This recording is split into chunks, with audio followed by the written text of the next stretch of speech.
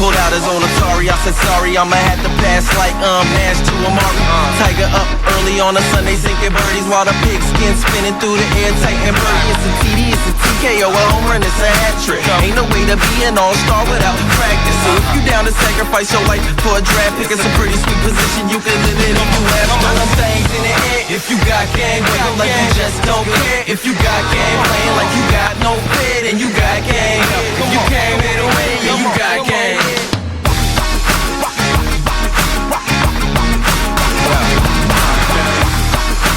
Welcome, everybody, to Oui Talk Raw. I am your host, Jennifer Busco, today, and we have a very special and interesting show. So please stay tuned and listen and watch what we're about to get into. So please welcome my guest, David Majere. Majere. You got it. David Majere. David M. That works. Welcome to the show. Tell us, in a nutshell, what are you here to do today? I am here to channel. And what are you going to channel? I work with 15 beings that work collectively. Some of them have had lives and moved beyond it, and some of them have never had lives. And there's 3 beyond them that don't speak on the level of intelligence. They speak on a level of just pure being, from heart to heart or soul to soul. So they sometimes come through, and you'll feel it. But yeah, 15 entities. There's no like English words to put to. No. It's like, you ever have that moment where you're just walking on a hiking trail, and for that one split moment, everything stops, and you're just connected. Mm-hmm. That's where they speak to us for those 3. And they channel basically an aspect of love, that what we would call love, which is not really appropriate to describe it.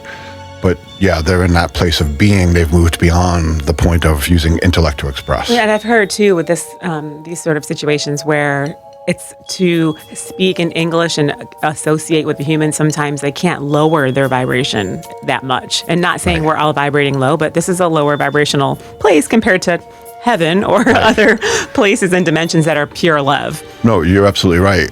As a channel, one of the responsibilities is that I have to raise my vibration. First thing they taught me was to be able to speak to them, was to raise my vibration while they lower it to a certain point, so we have a happy medium. Wink, wink. Exactly, where the word comes from. And of course, the moment that you get comfortable in it, they raise it again. They raise it. Yeah. They raise your energy. No, they raise their energy to where they're at, and I have to raise my energy to get meet up them. There. Wow. Yeah. So there's a responsibility, like being a channel, when they give lessons, and you sit back and it's like, okay, mind-blowing stuff, like I would have never thought about that. As a channel, I have to integrate that and be comfortable with that energy. So when you shed light on something, you see your dark. Mm-hmm. So I'm in a constant involvement, worked with them for over 30 years, of getting past my limitations. And helping your human life and evolution as well, because you're kind of elevating with them. Absolutely. So let's take it back a little bit, shall we? Sure. Tell us, how did you get into this crazy, as I say, woo-woo world? For me, it was a matter of pain. I was 17 years old. I was at a point of being depressed, not wanting to be here. It's like I knew I couldn't go to college. Job opportunities was going to be scarce. I'm in the middle of New York. I've got no support whatsoever. And I just knew I'm not going to make it. I just intrinsically knew that. And I found myself in Staten Island at a Catholic retreat center where I wasn't supposed to be. But there I was anyway. And I was on top of one of the hilltops, and just spontaneous prayer. And it was the first time that I realized that there was a difference between mental thoughts, and there's a whole other side to us, because that's where the prayer came from. And I said, God, I don't know if you're real or not, but I'm not going to make it here. I see the end of my road. So if you are real, help me. Whatever you say, no more questions, I will follow. And it ended, and I was just vibrating from it. 2 weeks later, a friend came to me and said, you got to meet this guy. He's in Queens. He's a channel. It's the coolest thing ever. And I'm like, no, you got to meet him. And I'm like, okay. And so I went to the group and sat through a channel session, and boom, I knew that was it. And you were 17. Yeah, I was 17. Wow. I met my spirit young. teacher. First message came through from her. It was her for the Speaker of the House at the time. And at that point, within a month, I packed up and moved to South Dakota with them and just let go of everything. So you've been doing this. Have you been doing this like professionally? Like, is this your career and your... It's been on and off. A lot of the lessons that I've had to learn, at one point in time, I'm in the spiritual community, and then other times I'm in corporate business. So, it's been back and forth depending on where I need to be and what lesson I need to learn. But doing it, yeah, I've always done it. It's one of the things of, I don't have to sit down and actually trans-channel to have them connected. I could be doing the dishes and my husband asks a question. I'm like, And it just comes out. Yeah. Yeah. When you say something and you're like, where did that come from? yeah, yeah. So that was going to be a question. So you got trained by this teacher in Queens. And so now when you do it, when you do actually sit down like today, right? So for everybody watching, we will get to the actual channeling. Yes.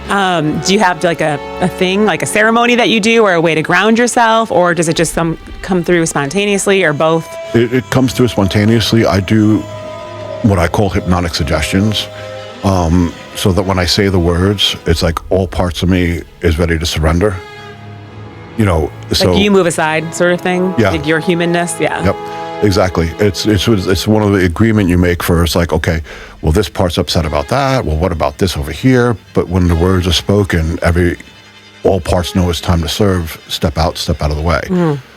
So I'll say 3 things: no more lies, no more illusions. We are one. And at that point, the hand goes up. By the time it reaches out, spirit's in, I'm out. Do you ever get a feeling like your drive here from Concord, North Carolina, like, oh, SHIT, what if they don't come through? Or are you very trusting and they trust in you and you have that relationship? I have that relationship, yeah. I think, over the 30 years of bringing them through, there was only twice that it didn't work. And it was, good due to going through major changes at the time, more than anything. But, when I first started channeling and people saw me do it, they're like, you've done this before. You've had past lives before, because you're like a greased tube. A lot of people have trouble letting go and float back and forth. I've always been hand up, out, I'm out, they're in. You're an old soul. I think that's the hardest part with any gifts, right? In the healing world, I'm in the healing world, is not letting it run through the human filter, right? Like putting your humanness aside and your belief systems aside and just letting it be channeled, and then trusting. For me, that's big. In sessions, I'm like, why is a leprechaun coming through? And then the girl starts crying because like her stepmom is, from Ireland, right? But I'm like, I don't know why the leprechaun, that's what I'm hearing is leprechaun is feeling. So you have to really trust. Yes, that is absolutely true. It's like, I'll go through moments where I'm, in professional life where I'm doing readings, and I'm thinking like, oh, this was so cool. This part right here. Did you really hear what they were saying? And it's like, oh, idiot, that was for you. The most important part that they came hooked to was this. And I'm like, that? I love really? that. And it's like, I never know what's important to them, and so many times it's like, they'll say stuff like, just an example, they were doing a meeting and someone there had been using. Now they talked to them about this, and they fell back into their addiction. So I didn't know. They were keeping it from me. So they did an entire meeting on karma. And in the beginning of the meeting, they talked about the addict as the message. And then they went into the whole thing about karma, and they kept using the word, the pot, speaking to a metaphoric thing about a pot overboiling and explaining karma. And they kept going into weeds and roots, the weed. Was it a weed smoker, a doper? And the other person was just totally uncomfortable. And I had no knowledge of it, but they were teaching 2 lessons at the same time. Love it. Yeah, they're like that. Yeah, that's amazing. So I know it's hard to explain because there's really no sense of, time and space and all of the things. But like, where are they coming from? And do they know each other? And how did you find them, I guess? It's one of the things, like being a channel, you make those agreements before you come in. If you're going to be a channel, you come in with a purpose. So before you became this human, David M., you knew. I do. Up there, you signed a little soul contract up in heaven. Right. When they address me, they call me their son, and they call me the physical antenna. So they look at me as part of the group. I'm the physical antenna of the group on Earth. And so it's definitely a choice that if you've made it, you're going to do it. It's going to kick off at some point in time. There's circumstances where it just never blossoms, and other choices are made. But for, most times it's like if you chose that, you know that when you come in, you feel it. Like when I was a kid, I knew I was different, and I never fit in, I never belonged. So it's like, well, who am I then, and where do I belong? And it wasn't until like after 17 that it started coming together. I'm like, oh, okay, yeah. Wow. So how has this gift and what you do changed your human life? Incredibly. And the relationship to yourself? Yeah, incredibly. Like, let's just take the channeling out of it. And if you and I were just going to go out to coffee and we were going to speak, you would see automatically that my mindset of the way that I look at life on Earth is completely different than what you're going to see from most anybody. Because of the channeling and because of the relationship that you have? Yeah. Because of, just exposure to them and the energy and the work that I've done. It's like, you look at, okay, the table is reality. And I'll be like, no, it's not. It can be from this perception, but when you evolve it, no, it's not. And I'll sit there and explain why it's not. So has it changed me? Yeah, drastically. Sometimes it's like literally like speaking, having to remember that, because I speak, if I just go off and start speaking, it's like, oh, let me translate that to kindergarten, one moment. Right. Yeah. So people can understand it. Yeah, absolutely. Yeah. Wow. So do you just like hang out at your house and just connect, or do you make it like a ceremonial thing, or just during sessions? How often do you connect? At this point, I'm always connected with them. As soon as that's one of the first things you go into training is they give you a name, because the name holds a vibration. And you say the name to connect to that vibration. But for me, it's like, I don't even think about it. It just is. They're always with me. Are they with me while I'm going to the bathroom? Yes, but they probably don't care. Am I aware of that at that moment? Right. I choose not to be. And so, but they're always there with me. Yeah, so it's like for a channel session, like, I'm at home, they'll tell me it's time to come through. And it's not in words, it's just I feel it, I know it. And Did you tap into with them to see if this was right for you coming today? Yeah, they actually told me ahead of time that all of this would be happening. Woohoo, that gave me the chills. That's really cool. Yeah. So this is meant to be. Specifically the radio show, no, but it was like back in February, they gave me a direct message that it's time to serve. And understand, I've been waiting a long time to do this. I've been trying to get out in the public to be of service for over 30 years. Amazing. And every time I do it, it slams in my face. It's not time. It's not ready. And so they told us about 2.5 years ago, we're going to be moving, and you're going to move to a place where people will not only want to hear what you have to say, but they're going to be very accepting of it. And then all of a sudden, bam, oh, you got to move to Concord for a job. And so it was like, okay. So we went through the changes there, and it's like, do we stay or do we go? And I just, we talked about it. I'm like, it's time to let go. There's nothing here for us anymore. There's no food. We got to float down the river to someplace else and trust it's in the flow. where it's taking us. And since then, it's like I've met community like, Michael Anthony as far as going ahead, and he's been a huge supporter of me. Like, no, you need to get out in front of people. And everything from the moment that they said it's time to serve is just click, click, click, click, click, falling in place. Love it. So our viewers are in for a treat. So we have about 20 minutes before we need to take a break. Do you want to go ahead and tap in, or do you have anything else you want to share? Or what can I do to support you in the channeling? At this point, it's like whenever you're ready to go. If we have 20 minutes and we're going to do a break, we'll just have to take a break in 20 minutes. So I'll just twirl my hair or winky winky. Yeah, absolutely. That means land the plane, people. Yeah, as I said, they're used to my bladder, so at that point they just do breaks and come back in and pick up right where they left off. And so, do you want me to just be quiet, or is this more of a conversation? This part, I know from the beginning when they intended of going ahead of addressing the people that are going to be watching. Okay, so like a presentation, and then they'll open up for a conversation. Okay. Absolutely. It makes my job easy. All right. Easy day, the office. Real simple. So you ready? I'm ready. Let's do it. All right.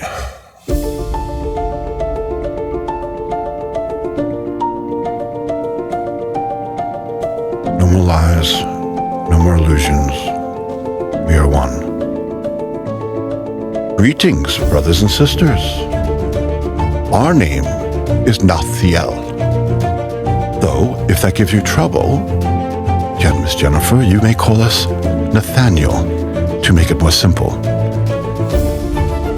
We, first off, thank you for allowing us to be here. It is very important for us to have the opportunity, and it is appreciated. What we would like to start with is giving intention, understanding who we are and why we have come. We are here to help with the transition of change that humanity is going through right now. And this is of utmost importance because there are many changes going on your planet. Now, before we begin with that, we would like to announce how we view you. We are not above you. You are our brothers and sisters within God. We are equal. Equal in our power to create, equal in our space within that which is, and the only difference between us is how you perceive yourselves. That is the only difference between us. The gift that God gave is still present. What you would call the fallacy of your higher self.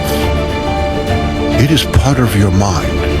It is part of the natural part of who and what you are and how you are created. So why are you not aware of this? And that is simple. It is because of where you place your attention. What you choose to perceive.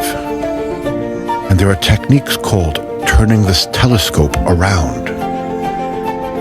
You view the chakra system as it comes from above and down. And you look at grounding and bringing your attention upward. And that is incorrect.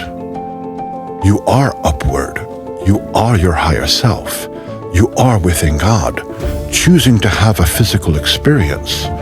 So the correct perception is from that point down to grounding.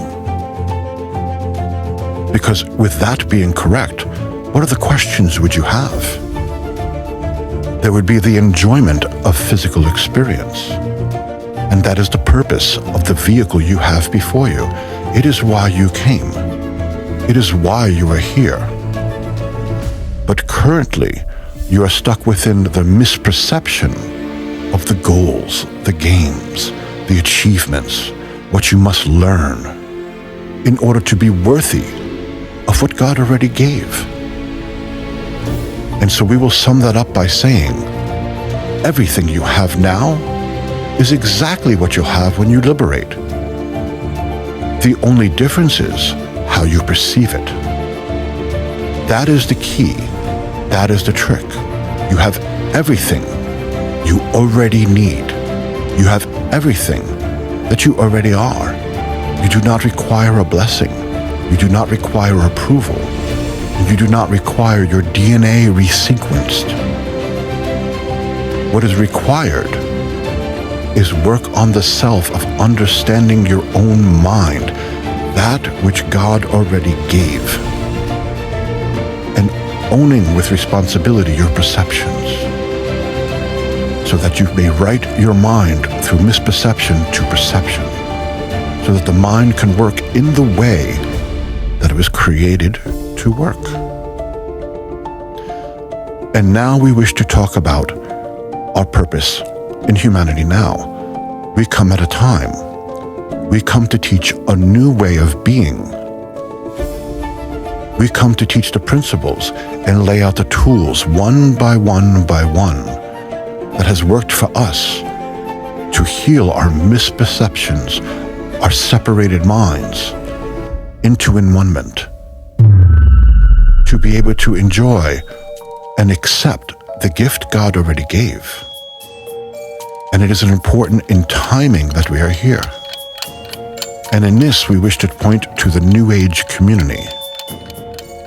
The New Age community, at its very source, at its very beginning, were beings that acknowledged that they came into physicality to serve, to prepare for a time coming. And with that came visions of what was to come as you switch into a new age. There is one drama ending and a new one beginning. The time of ego is ending. It is done. The new energy that you are within, due to metaphysical principles, planetary alignments, is of a much higher frequency. And so in that sense, karma speeds up. What has been unseen now must be seen. And as with all creations, how does it come forth? By those willing to channel it for experience. And that is what you are witnessing right now on your planet. Those who are shown aspects of truth, no matter what you show, they don't believe. They are taking their guidance from something else. They are not interested in the truth. They have made their choice on what they wish to experience, and hence the chaos that is ensuing, the breaking down of what is normal. And so within the New Age community, it was there to address this time to be of service. Those who began the path have already passed, and it was passed on to the next generation. And quite often, as time is involved, the message gets diluted. And so the message turned into, we are the New Age community that's making it happen by what we choose to be now. And that is misinformation. That was not the original foundation. That was not the purpose. The new time was always going to happen. It was always going to be present when it was ready. And so the original purpose comes into play. For those that say they are here to serve, we come with a message. Are you prepared after this time? Are you ready to serve? Are you ready to do what is required? Is that your purpose? Is that why you're here? And these are deep questions, yes. And there is importance of it. Because the questions we would have with how you serve, does it require that things stay stable as they are now? Are you serving for the sake of serving? Are you serving for the sake of doing? Those are two very different things. And our intent in bringing these questions to the community to seriously take a moment, take a deep breath, go within and ask yourself those questions is not to critique you or to say that you're misdirected. It is to offer an opportunity. Because what happens if you are dependent on things staying as they are, if they fluctuate, if they change, or in certain areas and locations they stop altogether? Can you no longer serve? Did you lose your purpose? Why are you here, if not for this time? How do you celebrate the new age if you're not ready for the change that comes with it? And to help your brothers and sisters get through it. That was the original intention and purpose within the New Age, and it was a good one. It was required. And so, the opportunity that lays before you with these questions is to open your horizons and open your minds. Each of you have beings that work with you. And each of them can expand your boundaries on what you think your modality of healing is capable of. And there are many. There are those energy healers. There are the communicationists, like you. Mm-hmm. And there's also, our son often says that channeling is the red-headed stepchild of the New Age community. Misunderstood. He is incorrect. The one that is most misunderstood and not accepted as part of are the inspirationists, the creators and creatrices of new ways of physicality, of technology that's localized. that can be maintained within a community, that doesn't require such a high price to run. An offbeat way to give the same type of services that are here now. All of that has a purpose. All of that collectively is a story waiting to be reacted to, a story waiting to be manifested for the changes to come. All of it is required. And an expansion of the boundaries of what you think you are capable of. And those that you work with are ready to assist, to fill with inspiration, to show a new way. But there's one hang-up. Free will. They will not break your free will. You must be willing,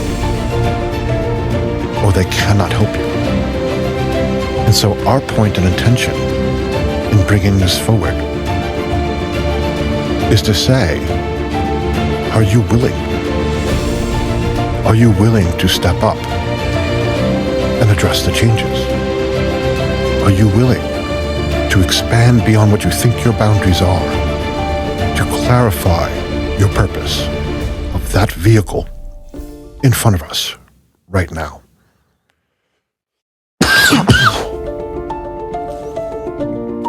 And so those are the words we have come to share. And now we can take a break, or we can take questions. Which would you prefer, Jennifer? I think we can take a couple questions, if that's okay, and then take a break with about 8 minutes left, if you understand human time. Oh, good. We were not too long-winded. Yeah, no, we still have 8 minutes left. You want me to just ask a couple questions? Absolutely.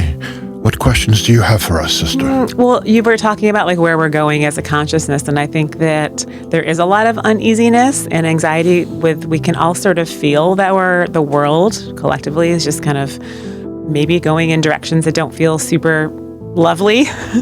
And I think, how is it that we cannot be, fear-based and do the right thing with these changes? And I know people like you and I, we're the light workers, right? We're going to be the ones that have more inner peace, right, within these transitions. But I think it's still hard to not have that sort of human fear about like what's happening in the world around us. And absolutely. In that sense, fear is running rampant. What we would say on that is acceptance. Through acceptance, you cannot be touched because you understand who you are. In acceptance, you meet yourself there. But yet, that is spiritually vague. So let us be specific. Each of you see the changes going on right now. And in this, we will simply stick within your country because that is where we are broadcasting with purpose. We are here for a reason. Each of you have watched these changes occur. Each of you know what they mean. And yet, you have hope. You think that this will just be another change that blows over. And it is not. And what we mean by that is that there comes a point in time when energy rises to the point of manifestation. And the principle we wish to speak on is like attracts like. That it collects energy and with enough density becomes a physical experience. Are you familiar with this process? Yes. Now we take it to the group mind level. And let's keep it simple. You're going through the checkout line, through the drive-thru at a fast food restaurant. Now, as an individual who is a light worker, you offer light to the person who is helping you with your food. And quite often, it's like they're dead inside. They can't even smile or be present. They won't give you the time of day. But for those who are not conscious, how do they treat them? And how does the worker treat them back? Now let's take that energy of like attract like And let's bring it to the workplace that everyone loves to go to, correct? And take that energy of like attracts like. And then we'll go out shopping at the grocery store and do like attracts like. You take this group mind energy and collect it. And if you listen to the messages of the beginning of the New Age movement, we were there saying that this energy needs to be addressed. It needs to be diminished. It needs to be healed. And how do you heal it? The mistaken belief came in that if you apply positive energy to it, such as in a group Reiki session, that it would shrink, that it would de-evolve, that it could be healed and broken up. And that is not the way that it actually works. The way that it actually works is that you can't heal it. But do you know what part of it you can heal? The perceptions you put into it. You are not here to heal the world. You are here to heal your perception of it. It is all that you have control over. And so, for the giant haystack, what can you heal? The straws you put into it. And that may seem small and insignificant, but it is very significant. Because as you are healing it, you are addressing your brothers and sisters that at one time you malaligned with your perceptions, which was really about your mind and yourself. Mirror, mirror duality. There is the illusion in play. But when you heal your perception, you are addressing your brother and sister. And at that point in time, you are demonstrating to them. And because it is an act of demonstration, they wake up. Mm-hmm. They become aware. They become aware of what's possible. Standing before them and droning on and on, pointing to a book and quoting teachings does nothing. You don't listen to people who talk.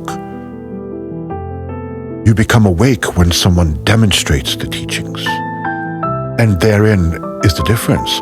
So they may be dealing with straws from the straw pile, but every straw is an act of demonstration. And since love has no boundaries, it emanates like a chime through the group mind. What was that? What was that? And the more that do it, the more that it awakens those who are asleep. And this is nothing new. Jesus taught this, Buddha taught this, Milarepa taught this, Marpa taught this, many others. You have those here teaching it now. You have Dalai Lama in physical form. You have Eckhart Tolle in physical form. Mm-hmm. And yet there is not a line to get to these people to understand the truth. It's for entertainment value. I have their book. It's on the shelf, half read. But ask me a question about the latest TV shows, and I am all about that. Would you mind if we took a quick break? Not at all. You and your beings? We release the body. Thank you so much. We will be right back. Welcome back to this week's segment of What's Trending Now on rBeatz Radio, Media, and Streaming Network. Upcoming local, national, and international concerts. Starting off with Charlotte's Love and Life Music Fest, a 3-day event with performances from Gwen Stefani, Pitbull, Lola Young, Teddy Swims, and so many more. Taking place on May 2nd through the 4th. Doors open at 2 p.m. You can get your tickets at loveandlifemusicfest.com. Carpet Man is coming to the Fillmore on Saturday, May 3rd for the Hippie Sabotage Echoes of Time tour. Doors open at 7 p.m. You can get your tickets at Ticketmaster.com. Coming to Black Box Theater, DJ Bowie is stepping up to the main stage on Friday, June 6th. Doors open at 10 p.m. You must be 18 or older, and you can get your tickets at blackboxcharlotte.com. This is Annalise Pearl, bringing you all the new details and the latest trending water cooler conversations. Stay on top of the rBeatz app and rBeatz.com, always bringing you the best independent, national, and international music artists. Constant influences on the rBeatz app. Now let's get started with this week's DJ World Beats top trending songs. Spinning now on 25/8/366, our global pop stream, DJ World Beats brings you Hell on Me by Johnny Wen, Cherry Lips by J Baby, And trending now on rBeatz Radio, our house and EDM stream, we have La La La by Robert Falcon, With You by Sagala and Ely Oaks. Coming up on We Global Radio, our hip hop and R&B stream, we have Worst Behavior by Keyone, Nobody by Charlie Gear, For the Soil by Polo, E40 and Too Short, Blame You and You're Stuck by Odile. And closing out on USA Heroes, our classic rock and country station, we have Tombstone Town by Dorothy featuring Slash, Ballad of a River by Songfire. That concludes this week's countdown. Be sure to check in at our social media sensation show, What's Trending Now. Be sure to check out RBTZ TV on YouTube and rbeatz.com. Thanks for watching.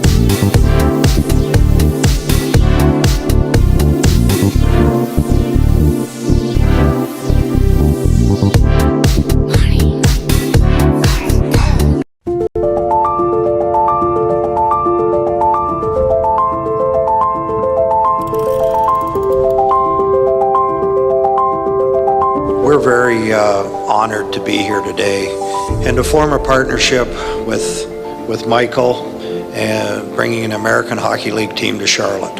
We really feel that this is a huge step forward to the growth of hockey in North Carolina and in the South.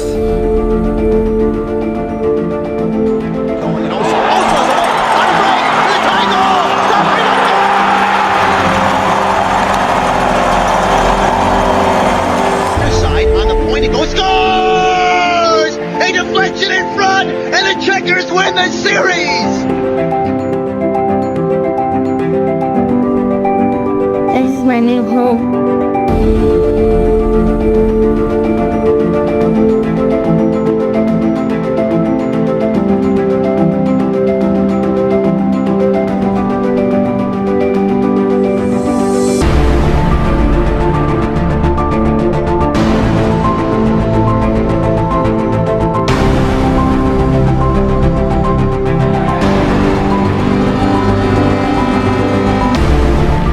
They score again! Sorla! It's a hat trick!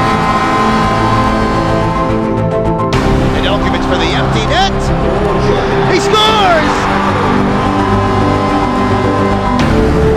The longest game in American Hockey League history, and we are in the midst of it. Rebound chance! St. Patrick! They're going to the Calder Cup Finals! The Charlotte Checkers are Calder Cup champions! They are the kings of the American Hockey League, and there's no one left to beat. Lawrence can win the game. Fake shoots! It's been 590 days since the last hockey game in Charlotte, and the Checkers will don a new affiliate on their sweaters and a familiar face as their new captain.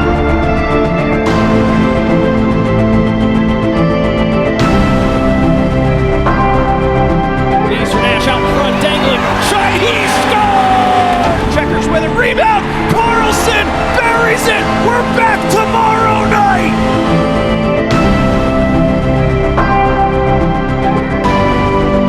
On the right wing board, Samoskevich finds a nice shot. He scores, and the Checkers have their first lead of the Queen City Outdoor Classic. Number 124 for number 21, the new franchise record.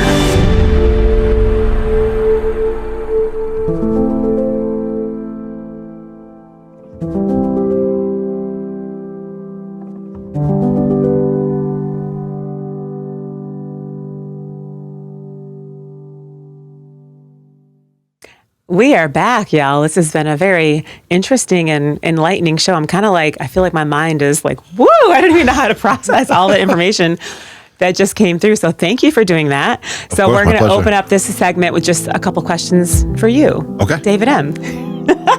So you said you've been doing this for 30 years, right? My first question is, what is the most surprising truth that Nathiel has ever shared with you about human life? Like, have you ever had an aha moment, some sort of truth that's just come through? Yeah, I mean, there's been so many. Give me a second. I'll figure one out here. Funny, because like a couple of days ago, I was like, yeah, this one's the one. This one's the one. Now, like, I'm like on the spot, and I'm like,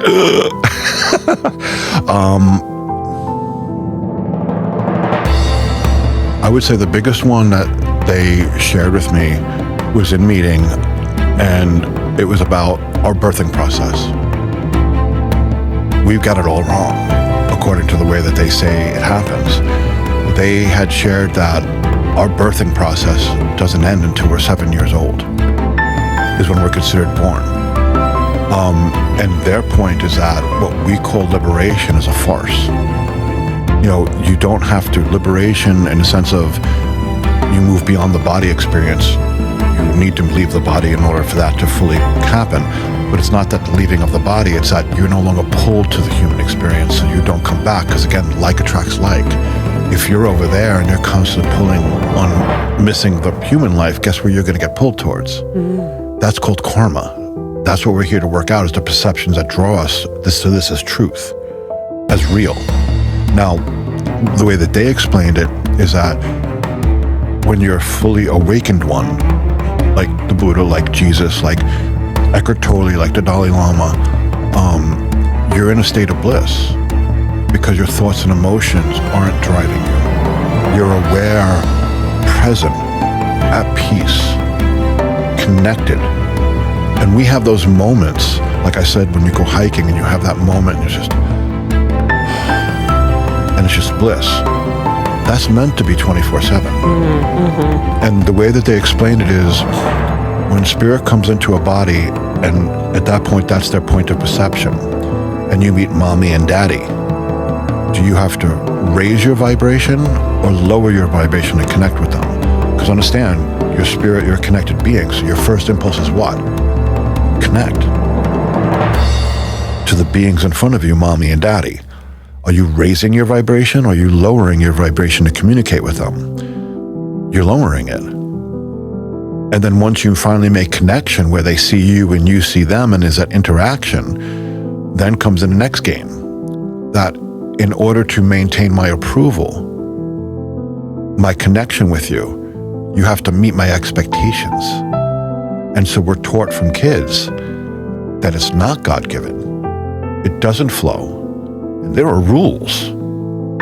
And there are rules that don't make sense. What you did correctly one day is wrong the next.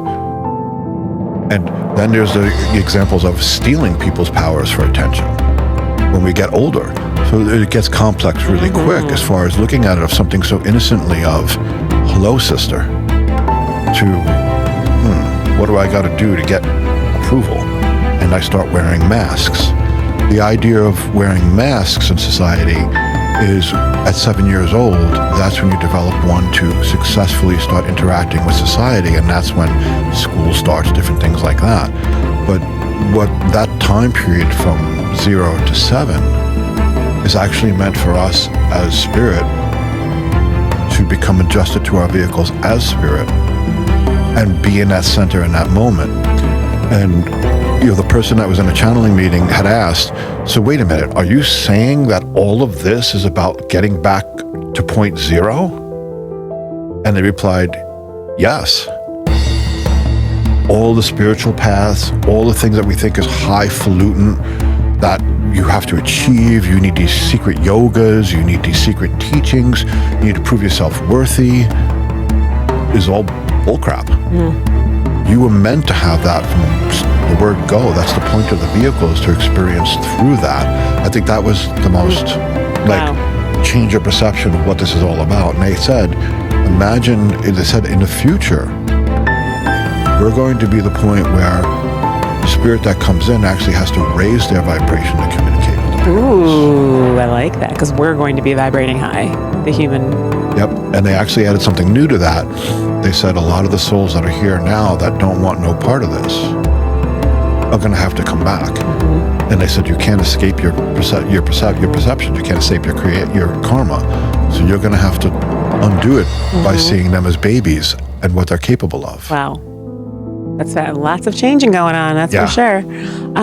Okay, so if your beings were looking down on Earth, is there just one message that they would want to give us? If you could just, in one sentence, would it be something as cliche as love, or do you have a more specific? The one that they use all the time, everything you have now is exactly what you'll have when you liberate. The only difference between it is how you perceive yourself. I mean, that's just brilliant. And that really resonated with me because I think especially when you're in this world, like you're a human in the spiritual, healing world that I'm in, you're still human, right? And so you still have to operate as a human. You still have to go to Target and think about what's on sale and what's not on sale. And, and so I do struggle with that. It's like you have one foot in both worlds with the blending of being like a spiritual being, but still, toasting my, to wine with my girlfriends on a Saturday night, right? It's like, and I love being a human. I say every show I drink Diet Pepsi. I love Taylor Swift. Yes, absolutely. But I think sometimes I struggle with the perceptions of like having like a non-traditional field that we're in and stuff like that. And I'm like, am I shaming myself for being in this? It's like the perceptions. If we could just move that aside, be huge. Exactly. And the thing of it is when they had said the word acceptance, that's the key earlier. Brilliant. It's not about going ahead and being something that you're not. It's about accepting yourself where you are now. And as you allow yourself to be connected, it changes thoughts and emotions. From the intellectual level, we can't change that. We don't have that ability. We need our knowingness. But we have to be sitting in the seat of consciousness, of observing it between the subconscious, the conscious, and the higher mind to allow it to flow as one unit. But the first thing is learning the different parts and how they work. The shadow work. I like how they said too, like you can't just heal things with, be positive. Like you have to go into the dark sometimes to actually like fortify that relationship to yourself. Like it's not all just, don't worry, be happy. No, that's not how I've grown. Right. And sometimes you learn from opposites. Sometimes you learn you need to heal things when the opposite happens. It's not so pleasant or comfortable. I love their expression of healing. Their viewpoint on it is healing is messy. People look to the fact that the sun is shining, everything's bright and nice, and everything's in full bloom, that's the point of healing because everything comes together for my life. And they say that is not healing. That is the effect of healing. Healing is before that, when you're in the mud. Healing is messy. And I think that can get tricky too. I'm going a little bit off topic, but where I think people say like, I'm not aligned, I'm not in the flow because my life is so shitty, right? Or are you just in the muck because that's how you're learning and it just appears as though, and that's where you have to really go inward and be like, okay, is this just something I'm going through or am I misaligned and off the path? Exactly. And that's, again, acceptance. Because, so I'm in the mud and my life is a mess. There's been times that my life has been an absolute hot mess. I'm like a PhD paper waiting to be written. Just get me on the couch. Acceptance is okay. It's okay that I'm a mess. It's okay that things are not together. There's a surrender, right? There's a surrender that's just a little bit of peace. Can I ask you one more question before we tap back in? Okay. What does your being or has your beings said that we are getting wrong about love or consciousness? Choose. I wouldn't use the word wrong. I'd use misperception. Going back to that. But relevant. Absolutely. But looking at it from that point, the idea of getting heaven is a place. Heaven is separate. And the first one I worked with, that she's still there, but she was the Speaker of the House at the time. Her expression was heaven on earth as if in heaven. And in that sense, we've got it wrong. You look at, love, and I have to channel it. No, you are in it. You are it. You don't have to do anything but accept it. And they say the expression, the moment you seek it, you've already lost it. And the logic of it is that you're in a seat of consciousness. Acceptance, I'm present with everything going on. It doesn't have to be right. Life is messy. It doesn't have to be a certain way. It is what it is, and I accept it. And I think Eckhart Tolle really changed the consciousness with all that, just being present and accept. He changed my life with all that. And he's right on. It's a state of mind. He's talking about the observer self and its proper place in consciousness. He's the first person that I realized, and this is years and years ago, oh my gosh, I'm not my thoughts. Like, I remember being thinking I was my thoughts up until about 25 years old, Yes. And when you realize you're not your thoughts, it's just like, oh my gosh. Yes. You're not your thoughts. They came from other things or other wounds or perceptions that maybe you don't even need or want or are serving you. Spirit says about thoughts and emotions that they're reactionary agents. The creation process is what the intention was beforehand that we miss because we're not conscious. And it's that moment like, okay, you get a phone call and it's something that you've been dreading, and there's that instant, and okay, you get the phone call, it's exactly what you think it is, and the busy adult mind, like, well, I got to go pick up the kids, I got to go shopping, I got to do this, I don't have time for this, blah, blah, blah. But next week you go into a similar situation and you're in total react mode, you're anxious, you can't stop, you're going through dramas being self-created. The thoughts or emotions are reacting to the original stone throw. But if you think your thoughts and emotions, you're trying to stop it in the present situation where it doesn't make any sense, and we know it doesn't make any sense. We say it's insane, I'm insane, but we don't understand the way our mind works. Thoughts and emotions are reactionary agents. It means that they're already reacting to what we've already created. Love that. Back up a bit. What was the intention and when was it created? And being present keeps you aware of that. I love that. Do you want to tap back in? We have a couple minutes left, like 5 or 10 more minutes, and just kind of tap back in, and absolutely, I can get to know these beings. No more lies, no more illusions. We are one.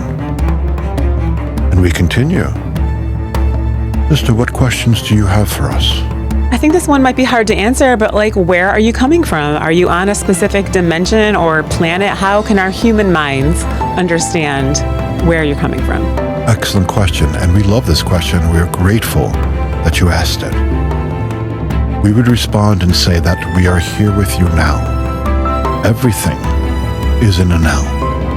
Everything is happening in this moment. So in that sense, although in your minds you understand dimensions, there is no such thing. Because it would mean, like a Jell-O bowl, you're putting different colors one on top of another. And there are teachings that says you have to be worthy to gain from one to another, and then there are those who judge whether you're ready to evolve. This is all a lie. If you were able to experience a little bit of what you would call the fifth dimension now, you meet someone and you meditate on it, and you experience the energy of the fifth dimension. Our question to you is, how could you possibly have such an experience unless your mind is already present there? It means you're in that dimension. You are multi-dimensional beings. You are not here. And there is no there. There is now, and what you are aware of. Everything is a state of being, not a placement of place. There is no spiritual GPS. Did that answer your question? Yes. So when you're not using this human to help us and enlighten us, do you have other duties? Do you go through other humans as well?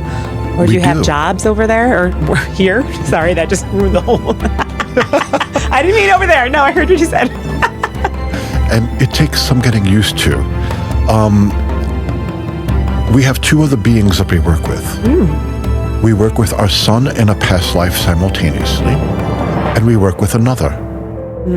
So there are 3 physical antennas for us. Amazing. So I was told in a healing session this past week that I have a Native American spirit guide, and I'm really curious about that, and I'd love to sort of learn more and tap in to some of that energy or what he's sort of wanting from me. So how do you differentiate from a spirit guide, or do you have any advice for me on how I could tap into that? Absolutely. A spirit guide is normally one that can harmonize with your energy where it's at. And so at that point, you may have multiple, and usually do, a group assigned with you, so to speak, that you work with, that you are attached to, that you are part of their collective in their purpose of service. Now, in this situation, for this Native American spirit guide, what you would do is try on the energy when you are alone and calm, and feel that image of the Native American man. Step into the feeling of it, not the physicality of it. Otherwise, you could be mistakenly attuned to the tobacco pouch. And so the goal is to attune to the energy of the being. And we will give a story.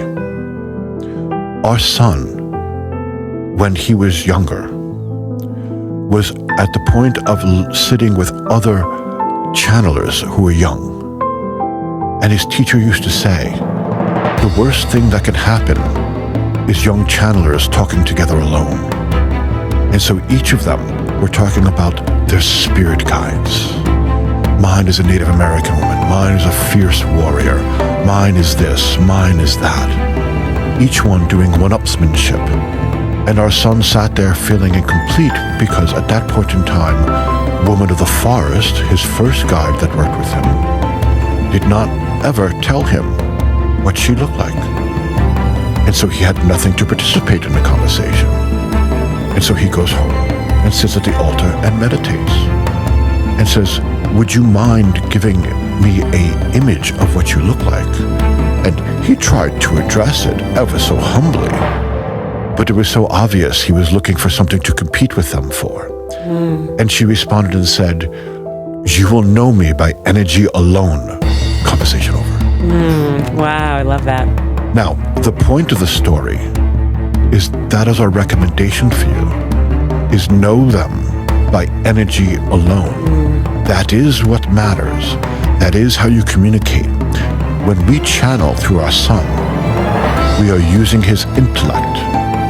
But you see, the level of information and the clarity of it is very different from when we use it to when he uses it. What's the difference? The difference is the level of intention that comes through it. The words are the wrapping paper. The intentions is of what is truth and of clarity and of importance. And quite often in your world, you will get the great gift and throw it on the floor and then fight among yourselves with the wrapping paper and what it really means. And there's the true intention sitting on the floor being stepped on as you argue. So our advice to you, the clearest way to begin that path is hold the image since you were given the image. See if it feels right, because not every information is exactly correct. Mansour sees us as a Jewish priest, rabbi. Our son sees us as a Chinese old man sitting in a courtyard teaching class. Which is correct? It is correct for them because it locks onto our frequency. I love that. What is correct for you?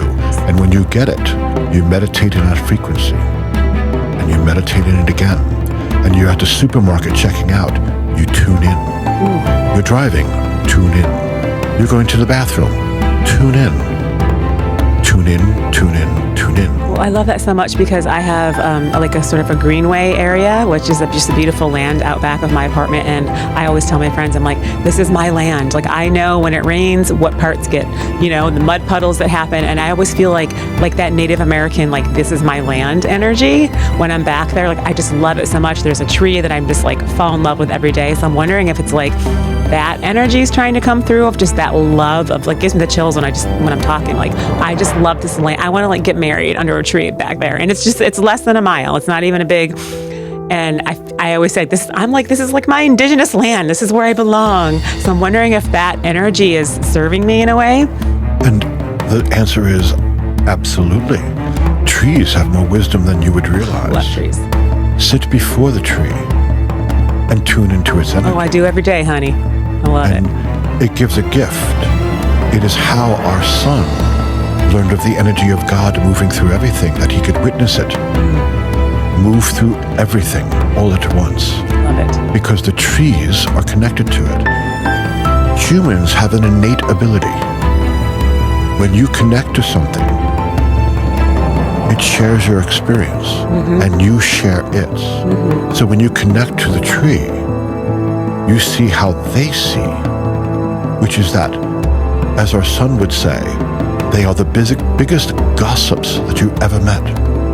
When something happens on one side of the forest, they know about it instantly on the other side of the forest and are talking about it as one. It is a collective mind, but then you have that one that connects with you, and it teaches you the way of connection. So it is very important in that situation. The tree is being your spiritual teacher. It's offering a gift. I agree. So we have just a few minutes left. Do you have like a closing moment that you'd like to share in maybe like a minute or so before we... Absolutely. And to everyone listening, we would say to pay very close attention to the changes that are occurring and to the healers that are present, to prepare to be of service. There is points and times when you can stop a change, and we will take the highest point of view. Is that possible? Well, of course it is. It's your mind's. You can change it any time that you wish. To say that you can't is silly. But this is a group mind creation. And we hate giving bad news, but it takes the majority of the group mind to shift and change what is happening. And as we said earlier in the first part, they have demonstrated oh so clearly they are unwilling. So what is manifesting will manifest, and it must be allowed to go through. In that sense, it was never a question of the time of confusion and change from one drama ending and a new one beginning. What was in question was how you would judge yourselves through it. And in that sense, Judgment Day has already occurred. Decisions have been made. Who is worthy? Who is not? Who should be held accountable? Who should be punished for being held accountable? And unfortunately, who should be killed? Wow, thank you so much for coming through and for being a part of our show and for using beautiful David M. as a channel. We really appreciate you coming. It is our pleasure. Thank you so much.